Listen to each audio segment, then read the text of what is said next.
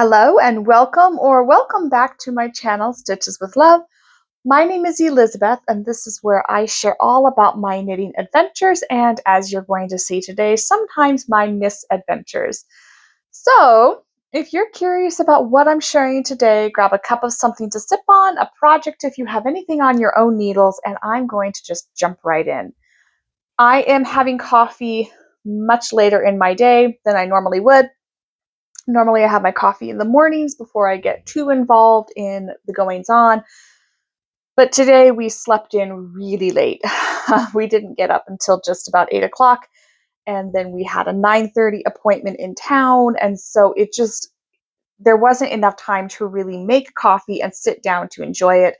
So I made this after we got home and after I had some lunch. So this is just leftover coffee from this morning. It's kind of cold and disgusting. I don't really love cold coffee, but it's hot today, so I'm just going to tolerate it.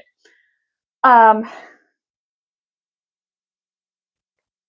going to set that aside. I have kind of a lot to talk about, but I'll try to take my time and really go over everything I want to share so that it doesn't feel rushed or anything.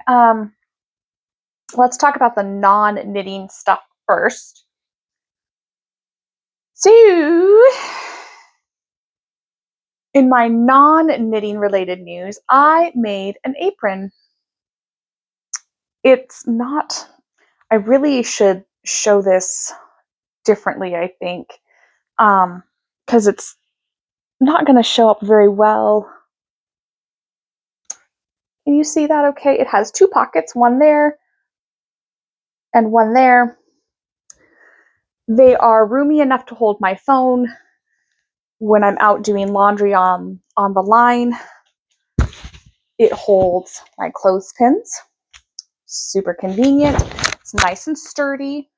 I made the apron ties long on purpose. Somebody had commented that the next time I make an apron, I might want to shorten them a little bit, but I explained that I actually prefer to have a longer tie because I find that for me, it's more comfortable and it's easier to tie around my waist if I tie it around the back and then back to the front and tie it in the front. Completely personal choice there. So this, if you're wanting to know what the pattern was, there isn't one. I know the very, very bare minimum basics of sewing. I would consider myself still to be learning, but I love wearing aprons. I wear them every day. I really wanted to start replacing what I have simply because although they are still functional, they are well loved and really wearing out. And while I probably could and should just patch them up, it makes more sense with the amount of work that I would need to repair them to just make a new one. So I'm keeping the old aprons just for sentimental reasons. But I took one of them and I put it on some old newspapers and traced around it and did a really, really rough pattern. Once I had one piece of fabric cut out, I laid it down on a second piece of fabric and did it again. And then I just sewed the two pieces together so that it's double-sided. It makes it really sturdy. It's a nice weight. It hangs really well. And then I did the same thing for my pockets. I don't like clothing that feels really flimsy and just unpractical. And since I wear aprons every day, they need to be sturdy and they need to really hold up to everything I'm doing throughout my day, out in the garden, around the house, doing the laundry, picking up treasures from my children that they have left on the floor. They have to be able to stand a lot of washing and drying. And so that is why I did it double instead of just doing one single piece of fabric and one single piece of fabric for the pockets. So I'm really, really happy with how it turned out. The only thing I don't like that I'm going to try to do a little bit differently on my next apron is that it's just a smidge too narrow. I like my aprons to go all the way around as much of my side as possible just because of the work that I'm constantly doing. I like a little extra protection, but this is fine. It's perfect. It works great. And I'm really proud of myself. It was hard to do because I'm really not a experienced sewist right now. I'm still very much learning. Um, I'm still getting to know my machine, which is a vintage Singer something. I bought it for $20 from a secondhand shop. Um, but it's a workhorse. It's probably going to outlive me. It's all beautiful steel parts. It's just a gorgeous machine. It works great. Probably could stand to use a bit of servicing, but it's a little different than the machine I learned on. It's got a knee pedal, which is great, but there's some learning that comes along with that. But I think, like anything else, um, the more I do it and the more confident I become, the more enjoyable sewing is going to be. So I'll keep you posted on future projects. I'm very happy with how this one turned out. All right, so that's the non-knitting stuff. On to our regular scheduled programming. I don't know if you can hear them, but I certainly can. My children are screaming in the background. I don't know what they're doing, probably waging war on each other. We're all kind of tired of summer break, I think. Normally, I would send them outside to entertain themselves, but it is hot and smoky today. The air quality is not great. I was out for a little bit to do some knitting, but there's not much shade where we live this time of day. And it was warm and uncomfortable. So I didn't stay out for very long. The smoke itself doesn't really bother me, but it does make it kind of unpleasant to be out for extended amounts of time like we normally would be. So I think most of our time today is going to be spent inside. I'm kind of thinking about maybe taking them to the park because there's a splash pad there. But again, with the air quality and the heat, I don't know that I really want to be out unless we need to be. All right, moving on. This is my most recent square on my Coziest Memories blanket. A really easy pattern. It's just a simple mitered square. The increases, or no, excuse me, the decreases are going one direction and then on another direction on the other strip. The plan is to alternate the direction that the lines are going, just to make it kind of a little more visually interesting. There isn't really any other reason. And it doesn't really even matter if you make one of these, what direction your decreased lines are facing. I just wanted to make it look a little more interesting. So I did finally decide on a width, length. I don't even know what side this is going to be.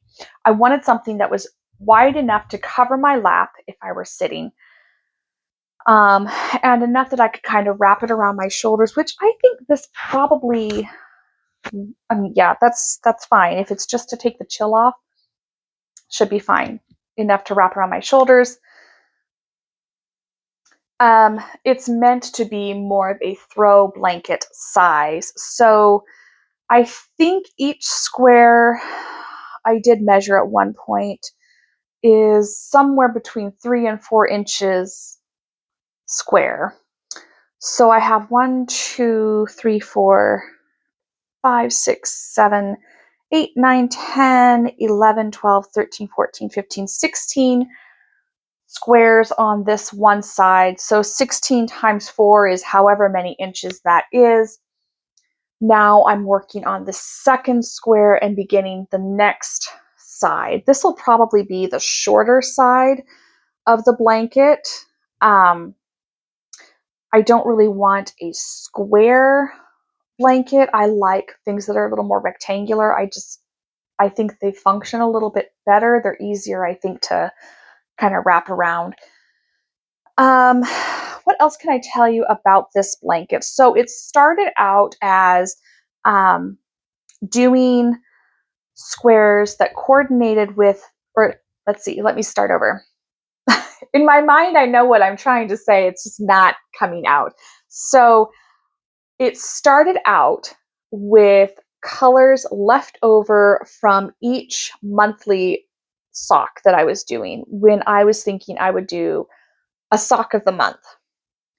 Now I'm still doing socks of the month, sort of, but I'm not going to fuss so much over um, the squares matching because I think that just puts unnecessary pressure on me to have it done and worked up and then putting out an update.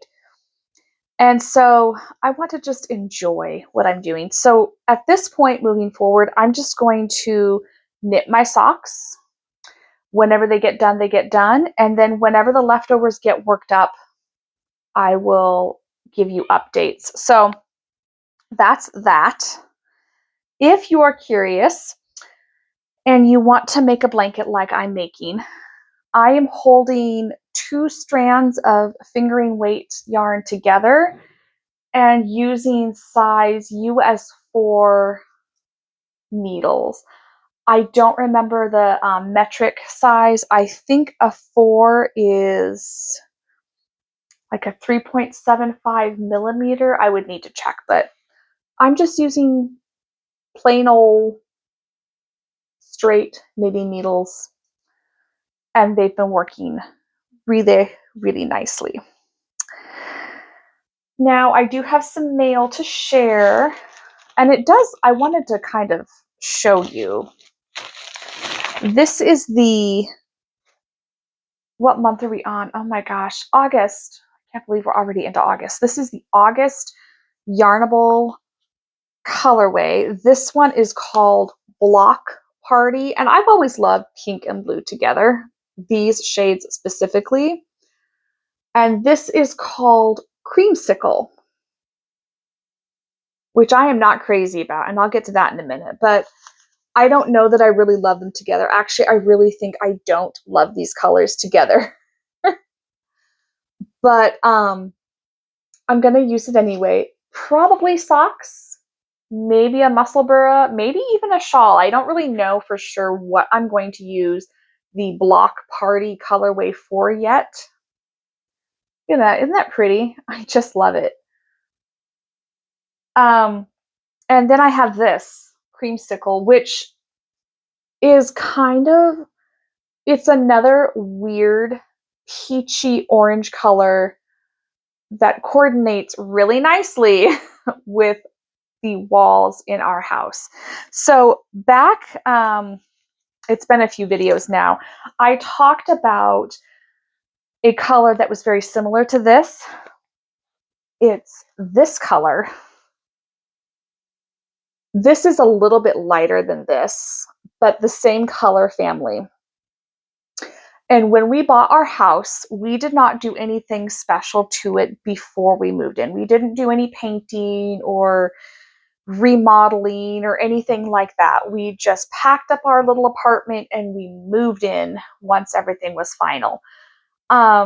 Because I didn't know what colors I wanted to paint. I didn't want to take that extra time.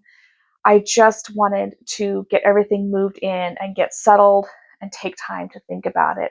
But all of the common areas, except for our bathrooms, are in this really horrible peachy orange color family. All of them. And it's just unpleasant. It is not a beautiful color. It is not my favorite color. And I have to stare at it every single day.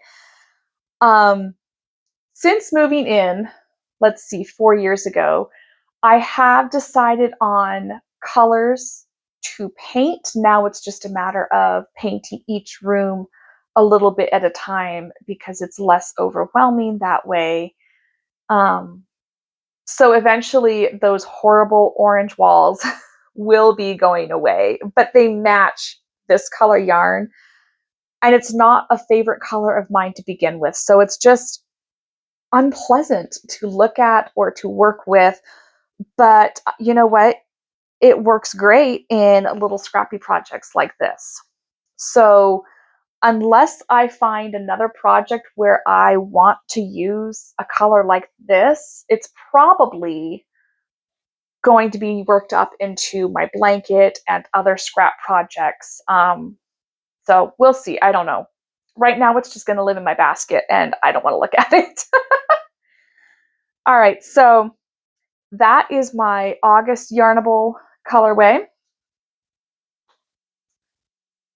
And I have two other projects I want to share with you.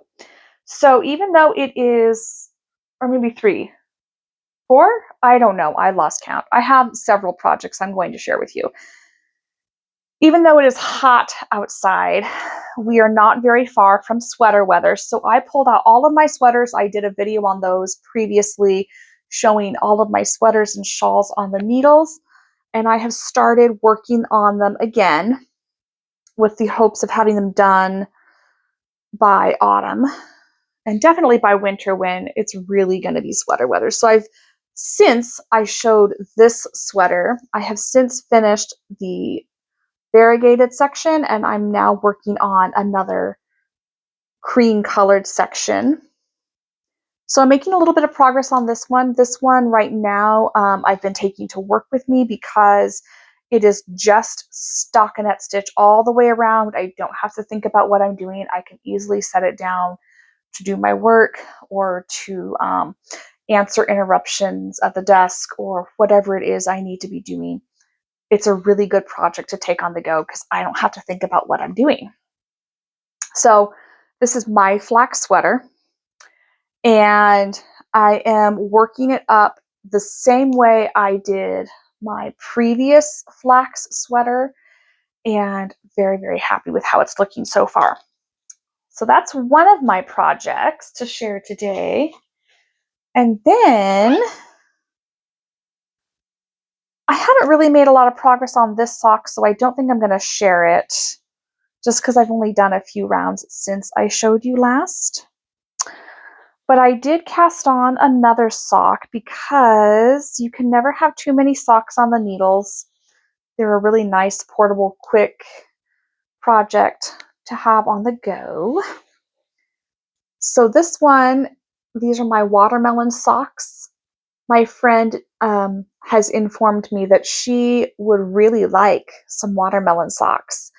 And I did not have a recipient in mind. So these will probably be for that friend. You know who you are if you're watching this. I'm working on your socks. This is the first of the pair, and I'm really very happy with how they're turning out so far. They've been a lot of fun to make.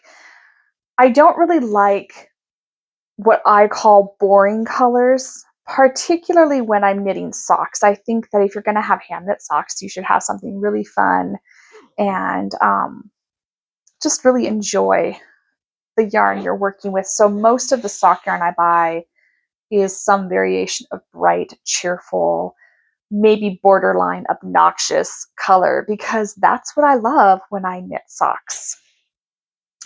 Okay, the next thing I want to show you, this is the misadventure I was talking about when I started my video. So I saw this pattern. Somebody had worked it up in another YouTube podcast that I watch.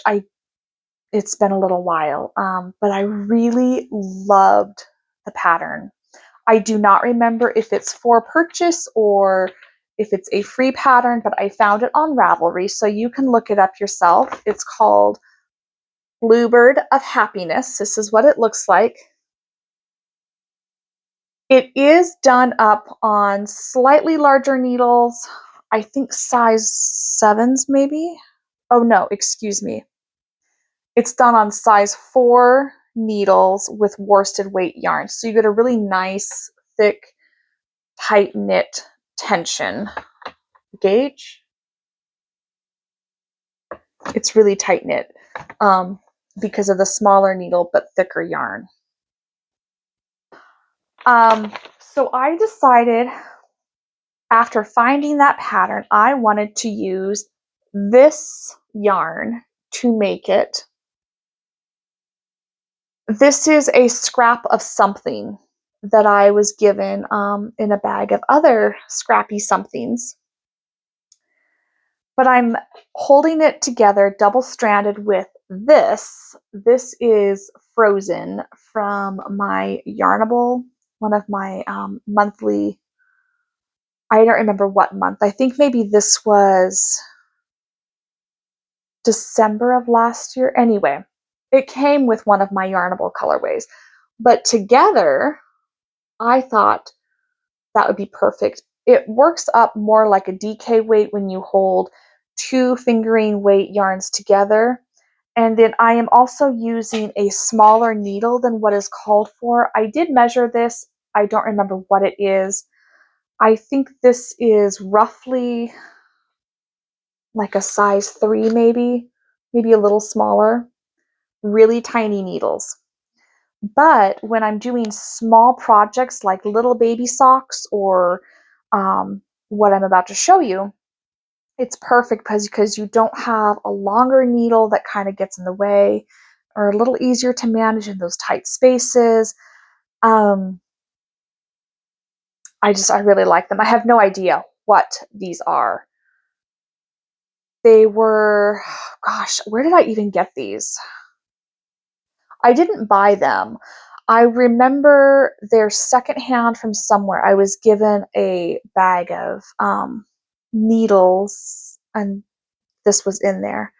But anyway, so I started this project all gung-ho and excited and thinking, I'm going to make this little bluebird and it's going to be so cute and it's going to bring so much joy. But actually what it has brought is lots of frustration because even though I'm always telling my children to follow instructions, I clearly need to improve my own skill set for following instructions. The yarn looks great together. You can see it's got that really nice shading, really nicely working up together. I don't even know what you would call this. It's not a bird. Like I guess if you kind of turn it this way, you can kind of see the little beak and an eyeball and his little head and maybe part of his body. And it was not difficult to get to this point. It was just really tedious because it's a very small amount of stitches on smaller needles and it's really tiny sections to work in. Now, you would have thought that the first time I thought this looked a little wonky, maybe I should check the pattern, which I sort of did. And then it still looked a little wonky. So then I checked the pattern again, and here's what I discovered. There's a whole second half of the pattern that I completely missed because I was looking at just this side of the pattern and thinking that I was done after the first 14 rows and then I could move on down to the second half. But then I checked my pattern and realized I had completely missed this whole section. So I'm going to have to start over, which is really not a big deal because it really didn't take a lot of time and effort to get to this point. It's just that it was so tedious and so not really even time consuming, but just really tedious. The other really small piecework project I have done that I can kind of compare this to is a little knitted dog. And I don't remember if I did a video on that or not. I will never do another knitted dog. There were lots of little pieces, very tiny pieces, it was really, really frustrating and tedious. Totally worth it because the recipient loved the result. And that was the goal, was that I make something for this person that would be treasured and appreciated and really loved. So it was absolutely worth it, but I won't do another one. But now I'm starting to question why I wanted to make this adorable little bird. Um, so I think what I'm going to do is I'm just going to rip this out.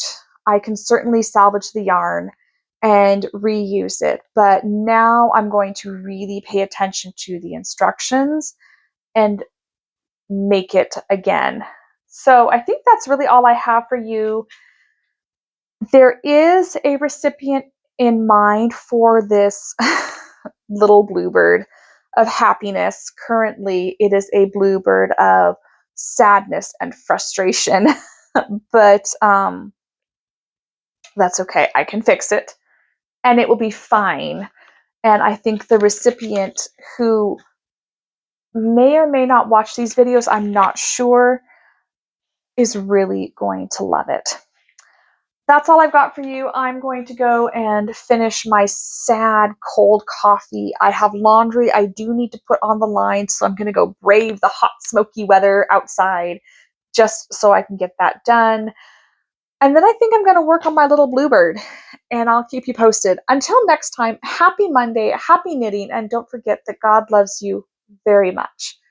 Cheers!